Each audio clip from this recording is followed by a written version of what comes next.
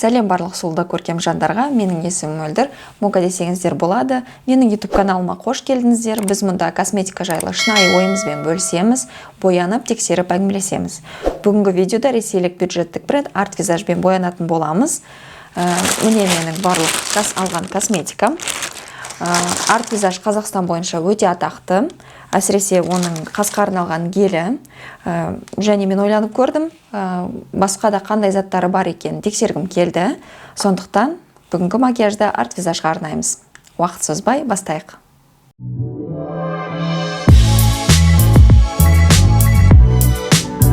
Ал макияжымызға кірісейік. Видеоның алдында мен бетімді ылғалдандырып дайындап қойдым. Енді балапан шаштарымды жинап қояйын. Балапан шаштарым көп. Кедергі келтірмесін. Макияжымызды әрине тоналкадан бастаймыз. Менде Cover Face Skin Foundation деп аталатын тоналка.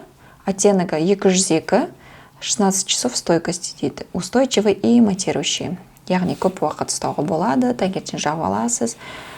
Кейін жұмысқа баруға болады. Көрейік ашып. Бір қызығы, мысалы мен видео түсірмес бұрын бүкіл қағаздарын алып тастадым, яғни наклейкаларын алып тастадым. Бұның да наклейкасын алып тастаған болатынмын. Қолдан көрген жоқпын, алайда крышкасы ағып кетіпті. Өте ыңғайсыз жағдай. Ал оған қарамастан макияжға кірісе берейік. Макияжды спонжбен жағамын. Алдын ала ылғалдандырып алдым. Түсі маған келу тиіс. По консистенции қоюлау. Біраз отдушкасы бар иісі, бірақ қатты емес. Жағымды иіс.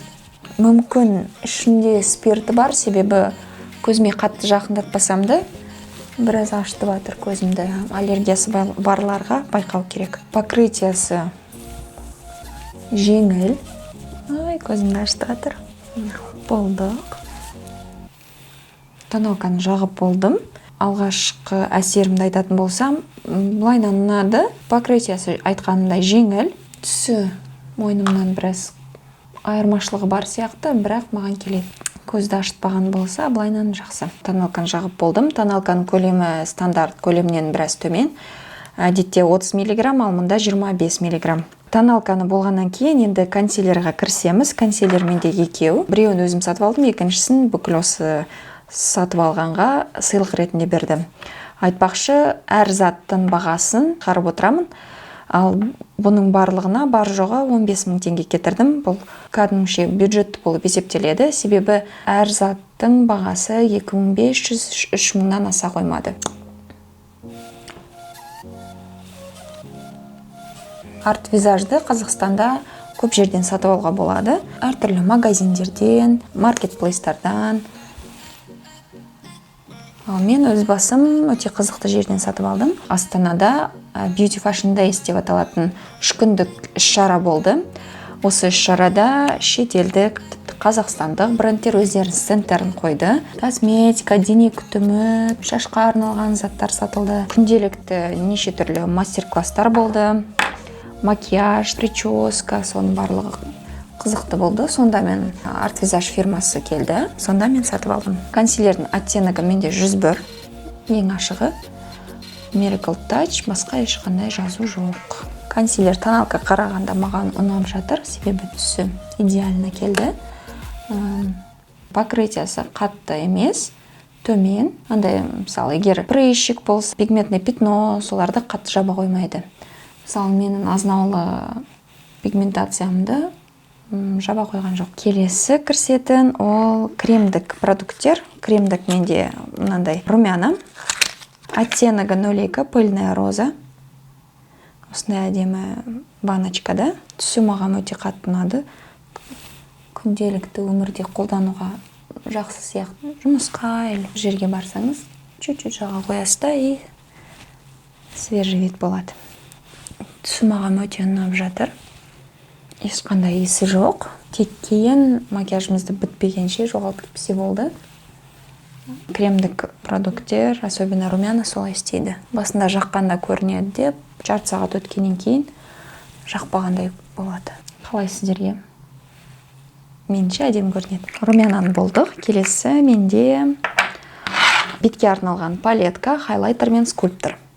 Оттенгі 02, кішкентай айнасы бар. Бюджеттік косметикада упаковкасына көп ақша бөлінбегендіктен айнасы сондайларды қоса қоймайды. Бұл өте әдемі екен. Бірінші скульпторды қолданайық. Жаңағы айтып кеткен Beauty Fashion Days'та қазақстандық брендтерде болды. Соның бірі міне Makeup Store KZ кисточкалар шығарады. Сапасы өте жақсы, түрі де өте әдемі. Натуральды кистер. Жақсы кистер іздесеңіздер, осы жерден алуға болады. Скульпторды бетіме жағып болдым. Скульптор маған өте ұнады. Пятно болып жағылмайды, өте жақсы растушевывается. Келесі хайлайтерді жағайық.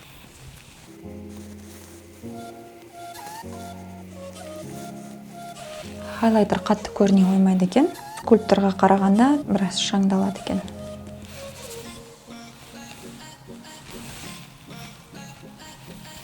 Мұрынның ұшына или ернің басына біраз жағайын. Бетімізбен болды. Енді әдеттегі қасқа арналған гельді қолданайын. Бұл туралы ешқандай сөз айтып қажет жоқ шығар, себебі ол туралы барлығы жақсы біледі. Сонымен мен қасымды бояп болдым. Гель өте жақсы, мен айтқандай. Ол әдетте прозрачный, бірақ боялған қасын үстінен жаққаннан кейін түсін біраз өзгертеді осындай. Олай дегенмен оның сапасы еш төмендемейді. Қасымызда болдық, енді көзімізге кірсейік. Көзге арналған мен теңді таппадым. Мен сол жерде Beauty Fashion Days іс-шарасында сатып алған жерде теңдер болмады, сондықтан мынандай екі карандаш алдым. Біреуі қоңыр оттенікті, 12-ші, екіншісі қара. Мына қарамен стрелка, азынаулық стрелка жасармыз, ал мынамен қабағымызды боярмыз. Мен карандашты көзімнің үстіне жақтым біраз. Маған әзірге ұнап жатыр. Көзімнің астынан да біраз жағайын. Әдетте карандаштарды қолданған кезде олардың үстіне закреплять ету үшін теңді қолданған дұрыс. Осы видеода біз карандаш тексергендіктен мен теңмен үстінен жақпай қоярмын. Көзінің астын біраз жағамыз. Сонымен теңді болдым. Енді қара карандашпен қысқа стрелкамды жасайын. Бұл водостойкий карандаш, 707-ші оттенік қара. Мен стрелкамды жағып болдым. Карандаш туралы айтатын болсам, карандаш бір жағынан жақсы, бір жағынан жаман. Стойкий болғандықтан стрелканы тез жағу керек, себебі қисық жағып жүрсеңіз, сүртсеңіз уже сүртілмей қалады. Яғни қолы үйренген адамдарға жақсы да, ал жаңадан үйреніп жүргендерге ыңғайсыз болуы мүмкін. Көздің толық макияжы болу үшін кірпік жабыстырып алдым, солай әдемірек көрінетін сияқты. Және де бір нәрсе, мен бетіме пудра жағуды ұмытып кетіппін. Менде мынандай Nude Magic деп аталатын пудра бар. Арт визажда екі пудра көрдім. Біреуі осы для сухой нормальной кожи, екіншісі для комбинированной и жирной кожи. Мен бетім құрғақ болғандықтан осыны алдым. Оттенегі 112. Кішкентай айнасы бар, және мынандай спонжик. Өздерінде салынатын спонжбен бояғанды ұнатпаймын, сондықтан кеспен жағамын. Алғашқы әсерде пудра особо ештеңе істеп жатқан жоқ. Керісінше андай порларымды көрсетіп қойған сияқты. Қаттырақ көрсетіп қойған сияқты. Контур жасаған жерге жақпаймын. Шаң болып түседі екен біраз. Пудраны қолданып болдым. Маған пудра особо ұнаған жоқ. Керісінше мына жердегі порларымды көрсетіп қойды.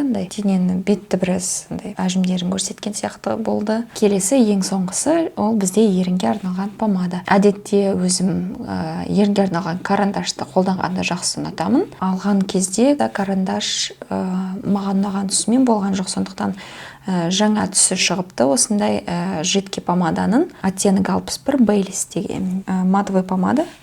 Яғни жаққаннан кейін матовый болып кетуі керек. Түсі маған ұнады, күнделікті қолданғанға жақсы сияқты. Алғашқы әсерде майлы сияқты. Тәтті кәмпиттің иісі бар, бірақ қатты шықпайды. Ернім кепкенше бүкіл заттар бойынша өзімнің отзывтарымды айта кетейін.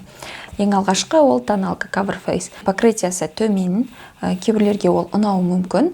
Түсі бойынша 102 менің бетіме біраз түсі сәйкес келетін сияқты. Морщиналарға біраз түсіп кетеді кейін, яғни морщина бар жерлерді прям айқын көрсетіп тұрады. В общем, тоналка маған қатты ұнай қойған жоқ.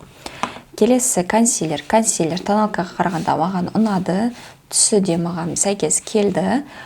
Покрытиясы төмен, алайда прыщик, пигментный пятно соларыңызды жаба қоймайды. Румяна мен бетімде бар сияқты, ешқайда кеткен жоқ. Сондықтан must have румянаны алуға болады. Және де маған қатты ұнаған ол контурный палетка. Контур өте керемет. Хайлайтер болса, қатты жылтырай қоймайды, бірақ деликатный покрытие дейді ғой, сондай. Ал контур өте керемет. Гельді өздеріңіз білесіздер, жақсы. Көзге арналған карандаштар. Карандаш сапасы жақсы. Көздің үстінде жиырылып қалған жоқ. В общем, алға болады. Ал қара карандаш маған қатты ұнай қойған жоқ. Сұр цвет болып шығады көздің үстінде. Бірнеше қабат бояу керек. Ал кейбір карандаштар болады, бір жаққанмен сразу қара болып жақсы көрінеді.